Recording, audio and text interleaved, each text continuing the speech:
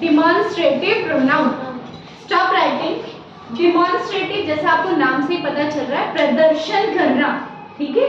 Demonstrative का मतलब प्रदर्शन करना, किसी चीज को दिखाना, डिमॉन्स्ट्रेशन, ठीक है। क्या बोलोगे? डिमॉन्स्ट्रेशन और डिमॉन्स्ट्रेटिव प्रोनाउन, ठीक है। तो demonstrative pronoun we have only four, this, that, these, those. What are this, that, these, those? अब this और that केवल सिंगुलर के लिए यूज करते हैं, ठीक है। this और that किसके लिए यूज करते हैं बेटा? सिंगुलर, यानी वन थिंग के लिए, ठीक है। अब this कौन सी चीज जो मेरे पास में है, जिनको मैं टच कर सकती हूँ, और that कौन सी चीज जो मुझसे दूर है, I can't touch it। जैसे this is blackboard, ठीक है, that is pen, समझ में आ गया? That is duster, ठीक है, समझ में आ गया? This वो जिसको कि मैं टच कर सकती हूँ, This is my geometry box, ठीक है, and that is yours। तो जिसको मैं टच नहीं कर सकती हूँ लेकिन सिंगुलर है, उसके लिए आप that यूज करेंगे। जिसको मैं टच कर सकती हूँ लेकिन वन है, उसके लिए क्या यूज करोगे आप? This। सेम यही चीज these और those में होती है। these का मतलब जो चीज आपके पास में लेकिन प्लूरल है, समझ गए? जो बहुत सारी है और आपके पास में है।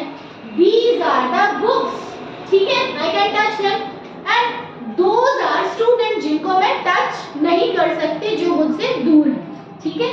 तो वन बाय वन हम फिल करेंगे इन सेंटेंसेस में, ठीक है। देखो, dash is an interesting book. तो ये जो बुक है वो इंटरेस्टिंग है लेकिन मेरे पास में ही है ना, तो क्या लिखेंगे? This is an interesting book because one है।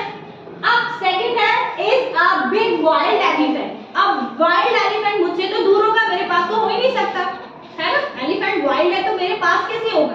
तो क्या हो जाएगा? that। इससे आपको पता चलेगा इस सिंगुलर के लिए आता है, तो जब is आ रहा है या was आ रहा है तो क्या यूज करोगे? this और that, ठीक है। अब next, dash is my mother. तो मदर क्या है? मेरी होगी ना, मेरे पास होगी। दिस इज माय मदर, ठीक है। Dash are very colourful pens.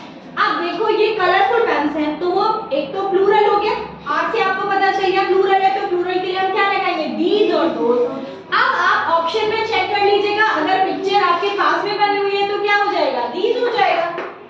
These are colorful pens। अगर पिक्चर दूर बनी हुई है ना, तो क्या हो जाएगा? Those are colorful pens, ठीक है। Next, dash boys study in my school.